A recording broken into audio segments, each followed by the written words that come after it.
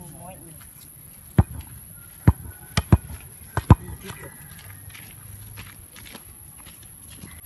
จัง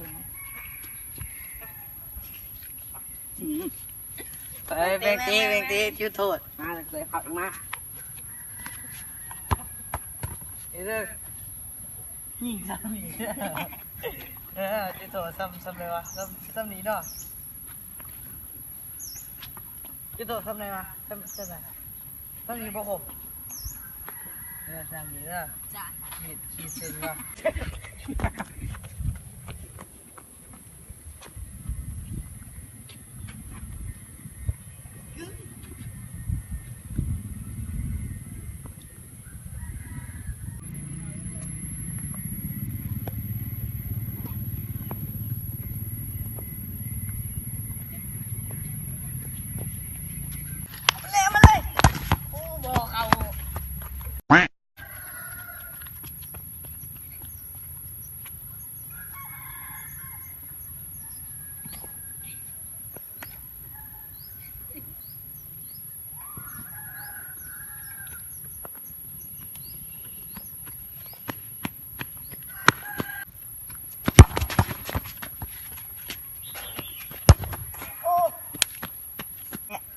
การตีสไตล์ให้มันทั้ง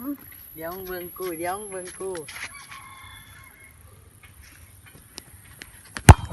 น่ะปีหน้านี้ยังยิงเข่าน้องเบิ่งเอาเบิ่งอีกลูกนึงนี่เบิ่งอีกเท่านึง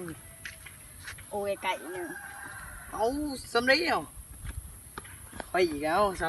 ำโตให้เอาซ้ำอ้อยนี่เอาอ้อยด้วยเขากักคืออ้อย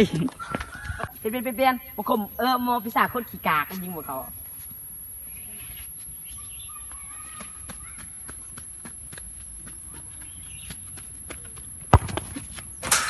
อันนี้คือยิงเอาหนุกกันละโอ้บานออกเลยเนาะตัวนี้ก็ยิงเอาหนุกกันละไปเก็บยังตีกากเลยมันมีบนหลอดโบเว้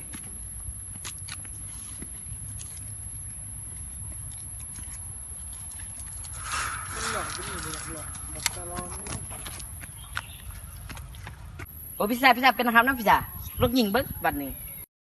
ตายบัดนี้ก้มงามค่ามึงอยู่ทางหลังกูเดี๋ยวกูซีอยู่ทางหน้ากูเสร็จแบบล็อกมาหลังยิงเด้อไปสู้มึงซีเมียกันเลยมาเว้ยพี่โซ่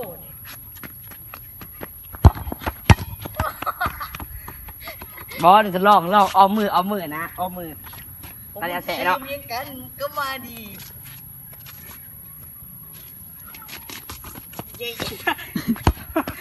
โซฟิต1 2 3 4 5 6ทางบ้านนะ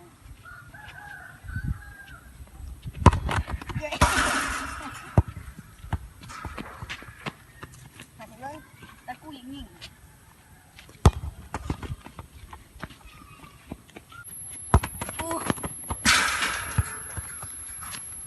กาดเกินมายิงบนเขาพอลูกหนึ่งสักเบิ้งเนี่ยตอนนี้ทดลองนี่เอาแทนนี่เรียบกาดไปจะเติมออกนะบนเขาบ้านตา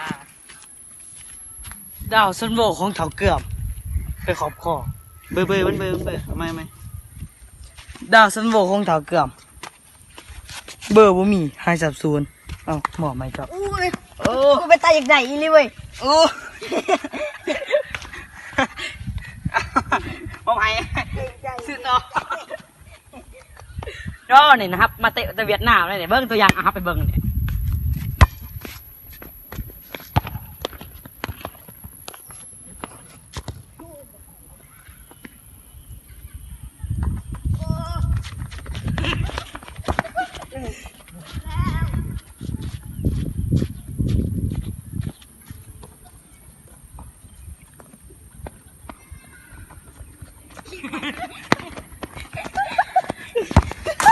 พวกเขาเนาะ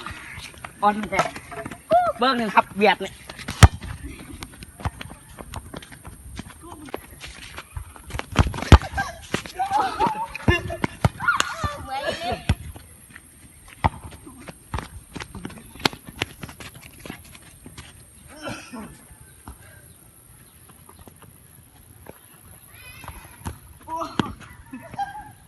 สุดลับโยดิจิตอล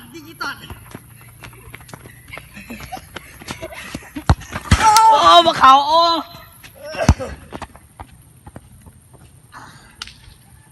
ไอ้ดอกนับนะเวียดนามกูมันเหนียวเมื่อยเลยกี่ไรนี่นะ บอกกินก่อน โอ้กระจอกสนิทกับเมื่อยเบิ้งหับเปียดยังอยู่บนเขา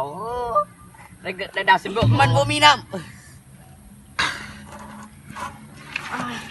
เบียดกัน ำไปซื้อน้ำไม่ไปซื้อน้ำเหนื่อยไปซื้อน้ำ นี่กระจอกแต่อีเวียดเอาไปขาวทิมแล้วดิ มึงเป็นหักดีเนาะได้ทำยังไง เหนื่อยเลยไปซื้อน้ำน้ำตัวนี้มันมืดเลยเสียขวด